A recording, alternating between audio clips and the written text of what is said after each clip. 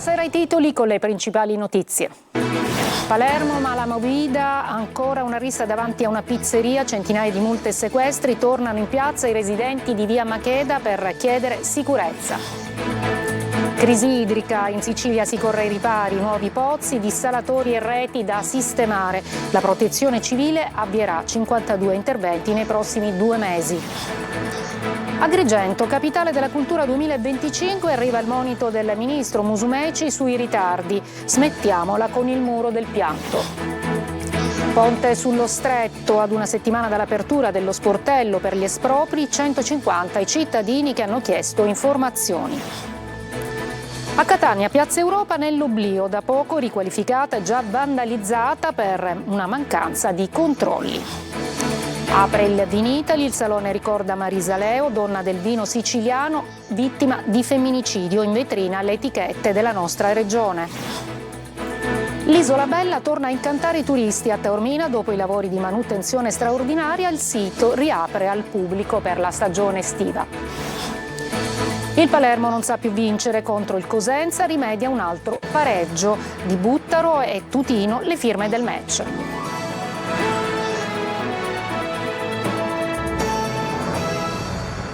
Buonasera, ancora allarme sicurezza a Palermo e provincia, furti, risse e anche una manifestazione per chiedere più attenzione nel centro storico della città. Marco Gullà. Risse, furti, multe con sequestri e anche una manifestazione per chiedere più sicurezza. A Palermo e provincia un weekend decisamente caldo e non solo per le temperature quasi estive. A Belmonte Mezzagno sono intervenuti i carabinieri per riportare la calma tra 4 uomini di 31, 38, 40 e 45 anni che si sono affrontati in corso Aldomoro, nei pressi di una pizzeria. Una violenta lite sul luogo dell'aggressione, anche un'auto con i finestrini rotti, così come una vetrina in un ristorante di Carini. Ignoti hanno infatti spaccato la vetrina e sono entrati nel ristorante Zangaloro nella zona di Bivio Foresta. È il secondo colpo in meno di 10 giorni. Multe e sequestri invece nella zona della Movida a Palermo. Gli agenti di polizia, carabinieri, guardia di finanza e personale dell'ASP hanno eseguito controlli in vari locali. Complessivamente sono scattate multe per 7.000 euro per il mancato rispetto delle norme sulla ristorazione, per carenze igienico-sanitarie e per intrattenimento musicale senza autorizzazione. 2 dei 3 titolari sono stati denunciati. Proprio nella zona della Movida e del centro storico i componenti dell'associazione Uniti per il Quartiere hanno inscenato una manifestazione particolare per chiedere maggiore sicurezza in un tratto di area pedonale dove ogni giorno accadono risse, spaccate, scippi e spaccio, pittura e musica contro ogni forma di degrado, come vediamo da queste immagini. Abbiamo pensato di portare un po' di musica in questo quartiere abbandonato e cercando di fare un momento dimenticare tutte le storture, le cose brutte che accadono giornalmente e quotidianamente contro le quali dobbiamo sempre combattere dalla mattina alla sera.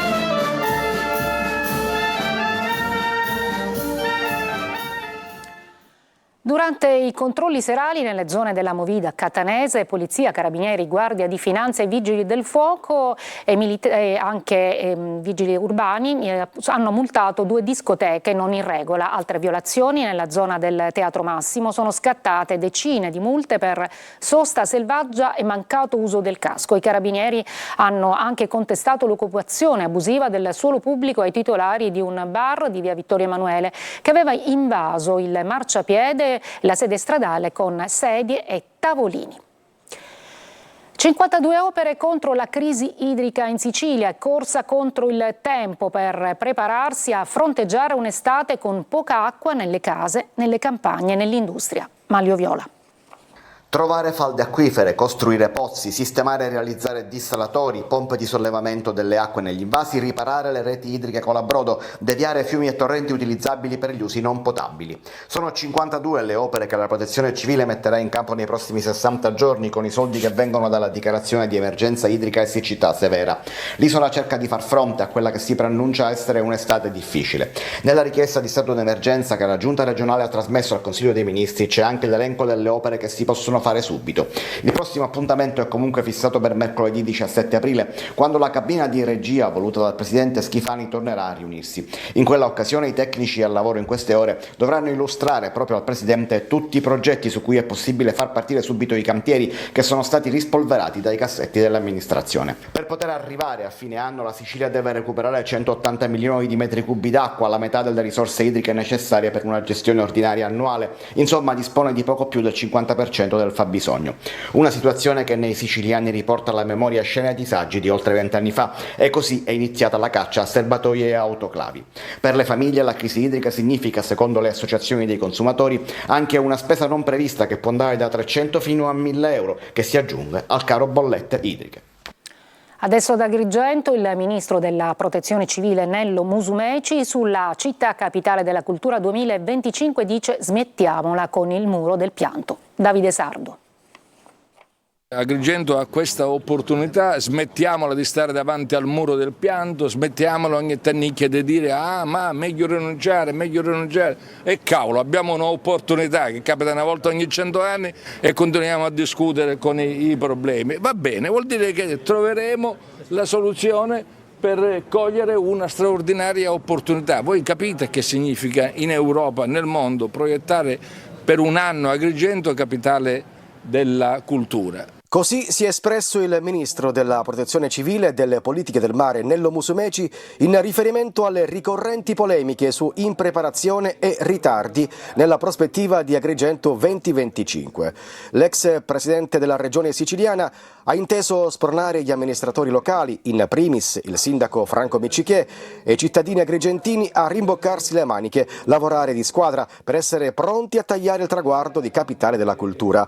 Alla domanda sulla recente provocazione lanciata dal sindaco di Agrigento Franco Miccichè, sono pronto a restituire il titolo di Agrigento capitale della cultura se non si risolve la crisi idrica, il ministro Musumeci ha così replicato. Il sindaco sa che l'acqua non si inventa, non si fabbrica. L'acqua va immagazzinata quando piove, ma se non facciamo dighe, se non facciamo serbatoi nelle campagne, se non abbiamo la prudenza di rinnovare le reti idriche, l'acqua piove, arriva, se ne va e noi continuiamo ancora a guardarci in faccia e a dire meglio evitare. No, non si evita assolutamente nulla, si affrontano i problemi con una mobilitazione da parte di tutti. La prima settimana dello Sportello Ponte a Messina e Villa San Giovanni, già sono 150 i cittadini che complessivamente hanno chiesto informazioni sugli espropri. Domani a Torrefaro è atteso il leader dei 5 Stelle Giuseppe Conte. Francesco Triolo. 22 al giorno ufficialmente, ma poi allo sportello della Stretto di Messina nei primi 3 giorni di apertura al Palacultura se ne sono presentati molti di più, 84 in totale a Messina, 48 a Villa San Giovanni, a chiedere informazioni, approfondimenti dopo la pubblicazione dell'elenco delle abitazioni e dei terreni che sono finiti tra gli espropriabili definitivi o temporanei. Uno dei cittadini che si è presentato allo sportello ha constatato quasi rassegnato: in 30 anni che se ne parla, sino a questo punto qui non ci erano mai arrivati. E così anche il tanto non si farà mai, che ha accompagnato anni e anni di annunci, adesso è diventato meno praticato. Da domani pomeriggio gli ingegneri ed i tecnici della società torneranno al Palacultura, altri 3 giorni di appuntamento, altri 300 sinora ne hanno chiesto uno e si è arrivati a coprire sino a fine aprile. Lo sportello resterà aperto almeno sino a giugno, raccogliendo le istanze dei residenti per inoltrarle ai progettisti, magari per cambiare qualche piccolo dettaglio, visto che nel frattempo anche i luoghi potrebbero essere mutati. Gli ingegneri della Stretto di Messina sono 10, perfettamente a conoscenza del piano espropri, ha scritto ieri in una nota la Stretto di Messina rispondendo al Codagons. Sono impegnati in questi giorni e per i prossimi mesi a fornire il supporto necessario per l'analisi della documentazione. Un'iniziativa, specifica la società, non prevista dal quadro normativo di riferimento, ma voluta nella piena consapevolezza della dovuta attenzione nei confronti del territorio per un aspetto così importante e delicato come gli espropri. Permangono timori e dubbi, oltre a posizioni ormai cristallizzate come quelle dei comitati No Ponte, mentre si mobilita la politica. Dopo la segretaria del PD Ellis Lane, domani pomeriggio arriverà a Torrefaro il leader dei 5 Stelle Giuseppe Conte. A Catania riqualificata con fondi europei già nel degrado, Piazza Europa. Nuovi alberi e fioriera già essiccati, area fitness vandalizzata e panchine smart quasi inutilizzabili. Sentiamo Tonino De Mana. Riqualificata con fondi europei, abbandonata e già nell'oblio per l'approssimativa cura dell'amministrazione comunale, per l'inciviltà della gente e per la totale assenza di controlli, specie nelle ore serali. Piazza Europa è l'immagine simbolo dello sperpero dei soldi pubblici, denaro utilizzato per installare panchine smart inutilizzabili e mai pulite, per piantare alberi scarsamente irrigati e per collocare arredi e giochi che il più delle volte vengono vandalizzati. Queste foto risalgono al 25 marzo scorso e mostravano un attrezzo per il fitness distrutto ed adagiato su un fianco. Oggi rimane questo foro sul tappetino in erba sintetica a dimostrazione del fatto che rimetterlo è inutile, tanto dopo qualche giorno farà la stessa fine. L'oleandro che vi mostriamo dovrebbe fiorire a maggio, ma a giudicare dalle condizioni non crediamo possa farlo. E che dire delle fioriere? Erano state pensate per abbellire ed invece sono utilizzate per gettare ogni cosa. Al posto del verde prevale il grigio del vaso e si confonde sul pavimento un bel pezzo di vetro. Poco più in là un bimbo che gioca al calcio ed un altro che percorre il marciapiede in bici. Abbiamo raccolto anche del vetro. Era molto peggio prima. Ora comunque l'hanno un pochino sistemato. Ha mai visto una piazza dove c'è un parco per bambini recintato? Hanno fatto delle panchine wireless, ti faccio vedere perché tu metti il telefonino e ti carichi il telefonino.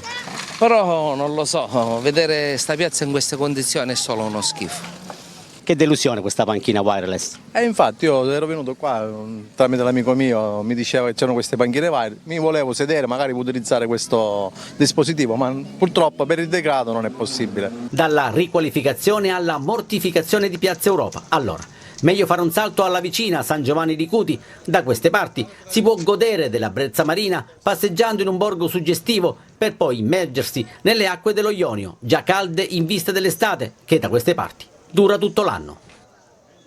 Al via il Vinitaly, il salone dedicato al vino ricorda Marisa Leo, donna del vino siciliano, vittima di femminicidio. All'imprenditrice il prestigioso premio Angelo Betti. Sentiamo Luca Ciliberti.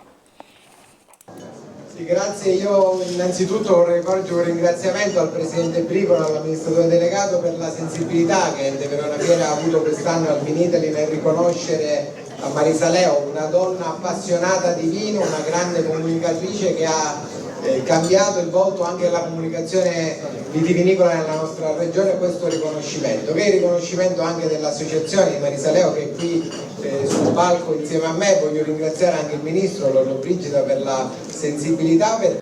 Il 56esimo Vinitaly della regione siciliana si apre con il ricordo di Marisa Leo, donna del vino vittima di femminicidio. Marisa era responsabile della comunicazione di una cantina di Marsala. Raccontava il vino siciliano, oggi eccellenza riconosciuta in tutto il mondo. Vini incredibili perché chiaramente le radici assorbono un po' questa energia, no?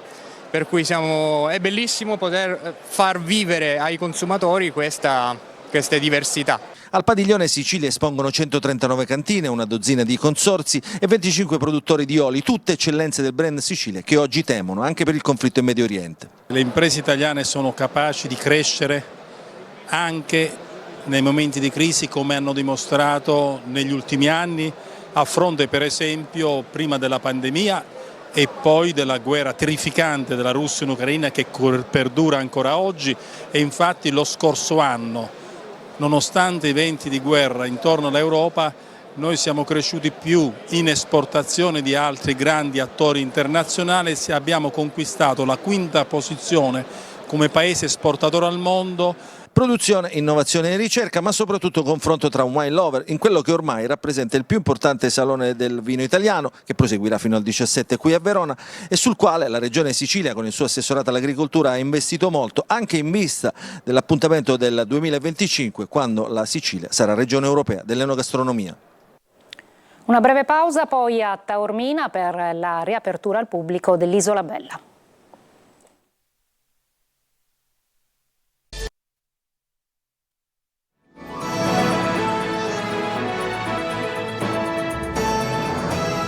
Riaperta al pubblico l'Isola Bella di Taormina, da quest'anno sarà possibile effettuare anche le visite serali. Sentiamo Francesco Triolo. Circondata dal mare, collegata alla terraferma da un sottile istmo di terra, l'isola bella di Taormina è uno dei gioielli turistici della Sicilia che ogni anno necessita di complessi lavori di manutenzione programmati solitamente durante la bassa stagione. Da venerdì è nuovamente aperta alle visite, dove il completamento degli ultimi lavori iniziati nel novembre scorso, interventi di manutenzione straordinaria per oltre 1 milione di euro finanziati dal parco di Naxos e Taormina. L'ultimo intervento ha riguardato il rinnovo e la messa a norma di tutto l'impianto elettrico nei vari corpi abitativi di Villa Bosurgi, la dimora a padiglioni che caratterizza l'isolotto, dal momento che è mimetizzata fra le rocce e la rigogliosa vegetazione. Il rifacimento dell'intero impianto, danneggiato durante una mareggiata, è costato oltre 500.000 euro. Abbiamo in programma tantissimi progetti di mostre, progetti di aperture serali per dare un'offerta turistica sempre più articolata, così come ci viene chiesta dal pubblico che viene a visitare l'isola. Ci saranno almeno 2 mostre, una di un artista internazionale, ma non voglio anticipare cose che poi avremo modo di presentare in maniera più adeguata, e poi l'altra novità, speriamo di riuscire a fare delle aperture serali, che è un'altra richiesta che ci viene dal nostro pubblico. Non sarà aperta tout court, ma saranno delle visite in esclusiva su prenotazione. La novità 2024, grazie al nuovo impianto elettrico e di illuminazione, consentirà quindi la possibilità di effettuare le visite serali. L'obiettivo è superare quello che è stato un record storico di visitatori nell'agosto 2023, con oltre 20.000 ingressi in un solo mese. Isola Bella è visitabile tutti i giorni dalle 9 alle 18:30. A Paternò adesso 2 dei dipinti più celebri di Sofonisba Anguissola, un artista al centro di un incontro organizzato dalla Fondazione Federico II. Simona Mazzone. L'arte straordinaria della pittrice cremonese del tardo Rinascimento Sofonisba Anguissola accende Paternò, cittadina siciliana dove da qualche mese è rientrato uno dei suoi dipinti più celebri, qui realizzato, la Madonna dell'Itria, esposto nella cappella realizzata nell'ex monastero San Francesco alla Collina.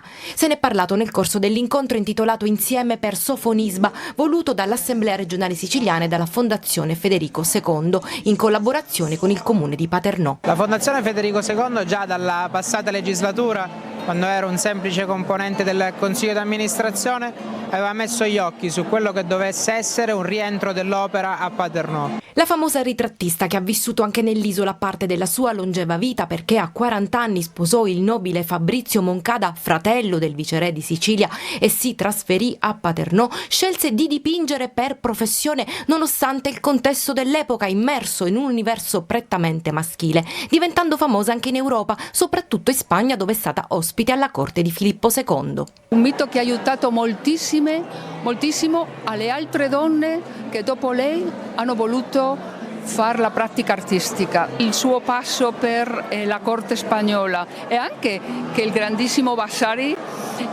l'ha messo nel grande riferimento degli artisti italiani, l'ha diventato un icono.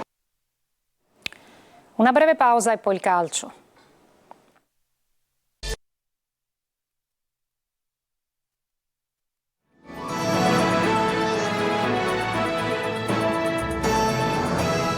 Eccoci al calcio, il Palermo continua a non vincere, anche ieri a Cosenza un pari per i siciliani, di Buttaro e Tutino le firme del match. Marco Gullà.